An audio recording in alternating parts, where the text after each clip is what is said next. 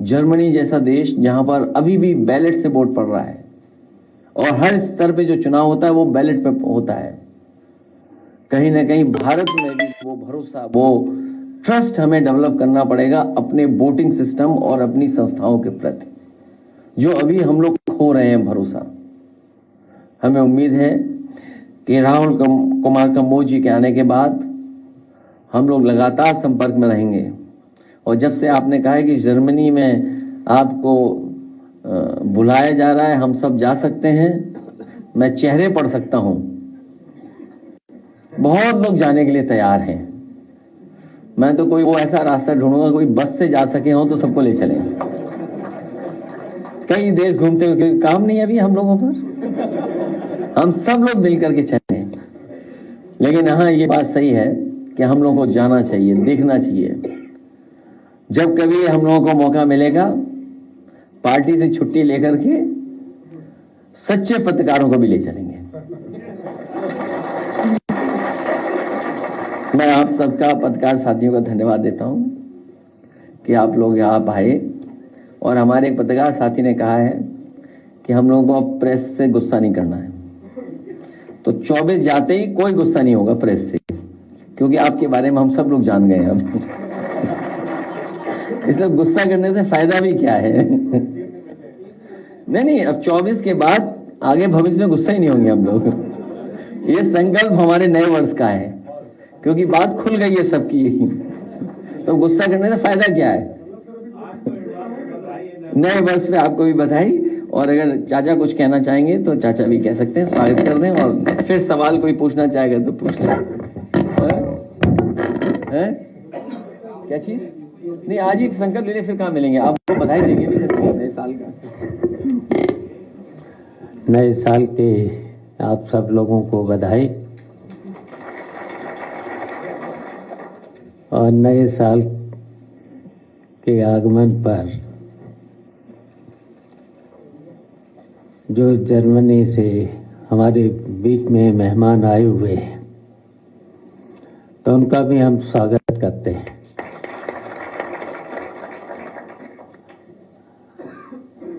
और अब राष्ट्रीय अध्यक्ष जी ने कह ही दिया है कि 24 की बातें हम सब लोग भूल गए और आगे हम लोग 25 में नई नई बातें करेंगे देश और प्रदेश के लिए। और देश और प्रदेश में हम लोगों को, खासकर समाजवादियों को, ऐसा काम करना है कि हम लोग मिल करके, और खासकर समाजवादियों से कहेंगे कि हम लोगों का केवल 2027 का मिशन है कि उत्तर प्रदेश में समाजवादी पार्टी की सरकार बनाने का और अखिलेश यादव फिर से मुख्यमंत्री बने। तभी जो कंपोज साहब ने हम लोगों को निमंत्रण दिया है, तो निश्चित है हम लोग मिलकर के, जर्मनी और हम लोग, उत्तर प्रदेश के लोग, समाजवादी पार्टी के लोग, हम लोग इस कामयाबी की ओर बढ़ें, जिससे यहाँ के जो उपेक्षित लोग हैं, खासकर किसान हैं, गरीब हैं, शोषित हैं, पीड़ित हैं, उनका आगे चल कर के सही रास्ता मिल सके और हम लोग खुशहाली की ओर और देश की तरक्की पर पहुंचे। तो हम कंपोज जी का आज यहाँ पर स्वागत करते हैं और हम लोग इसी तरीके से मिलकर के अपने हिंदुस्तान को ऊंचाइयों तक मिलकर के ले जाने का काम करेंगे। धन्यवाद। कुंभ संपन्न हो, अच्छा संपन्न हो, और सरकार जो सहयोग चाहे समाजवादी लोग उस पर सहयोग करने के लिए तैयार है। लेकिन जो व्यवस्था हम लोग को दिखाई दे रही है, और आप भी बेहतर जानते हैं कुछ चीजों को लेकर के, जब मैंने सवाल ये उठाया कि बिजली का काम अधूरा है और ब्रिज का काम जो होना चाहिए था, पेंटोन ब्रिजेस का, वो काम अधूरा है। कई महीनों की तैयारी के बाद कुछ ही बन पाए थे ब्रिजेस, और 20 से ज्यादा ब्रिजेस बनने उसमें। तो आप सोचिए 13 दिन या 14-15 दिन में कैसे ब्रिजेस बन जाएंगे। तो एज ए विपक्ष की पार्टी हमारी जिम्मेदारी बनती है सरकार को समय समय पे कटघरे में खड़ा करने के लिए। अब देखिए सरकार कितनी समझदार है, कितनी होशियार है। कुछ पत्रकार मित्रों से रियलिटी चेक कराया, जिसके लिए हम लोगों ने सवाल उठाया उसका रियलिटी चेक नहीं किया, कुछ और रियलिटी चेक करा दिया। जब पत्रकार का रियलिटी चेक हमने देखा तो हमने भी अपने पीडीएफ पत्रकार से कहा इसका भी रियलिटी चेक कर दो पत्रकार का। और अगर आप चाहो तो मैं वीडियो अभी प्ले करूंगा, वो रियलिटी चेक अभी प्ले करूंगा, मैं अभी प्ले करूंगा। हालांकि कार्यकर्ता पे मुकदमे लग जाएंगे तो आप और हम दोनों चलेंगे लाठी खाने के लिए।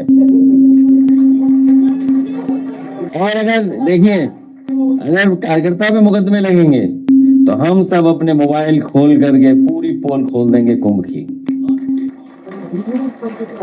अभी प्ले करा रहा हूं मैं। तो इसलिए हम कुंभ में, मुझे याद है जब समाजवादी सरकार में कुंभ हुआ था, उस समय जब समाजवादी सरकार का कुंभ था, उस समय प्रमुख सचिव से लेकर के और जो मंत्री लोग थे, आदिल अहमद हसन साहब थे, आदि मोहम्मद आजम खान साहब थे, हम लोग थे, पूरी तैयारी अच्छी कराई थी, फंड भी कम थे। और उस समय जो हार्वर्ड ने स्टडी की थी, मैं तो अपने पत्रकार साथी से कहूंगा कि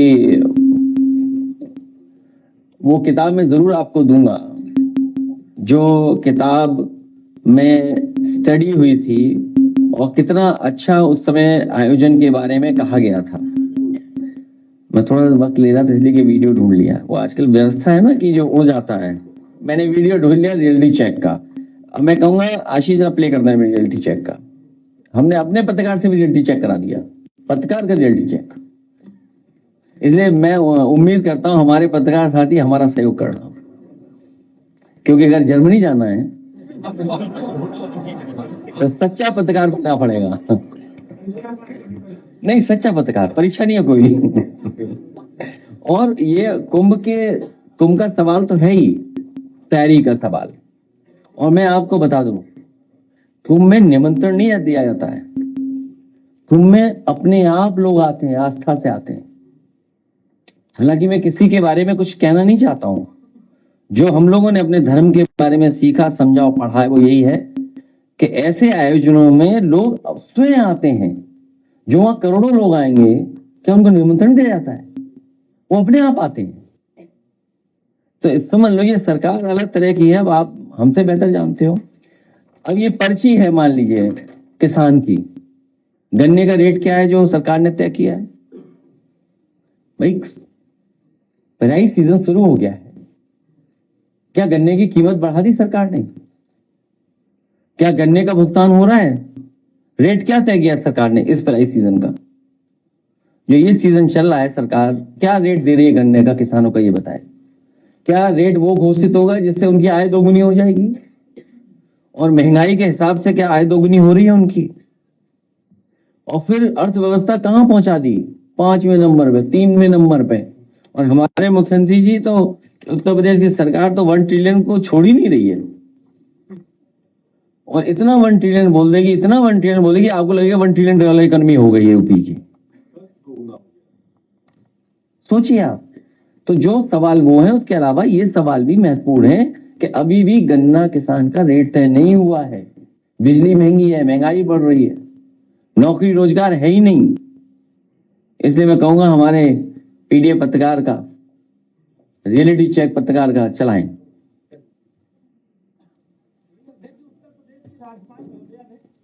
ये देख लो पहले,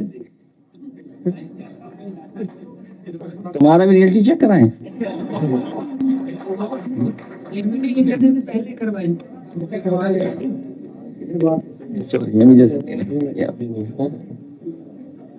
नहीं, ये तो अपने हैं, बनते अपने हैं। चाचा बैठे ना इसलिए बता रहा हूं मैं। वो भी समझ गया। क्यों सुरेश बाबू?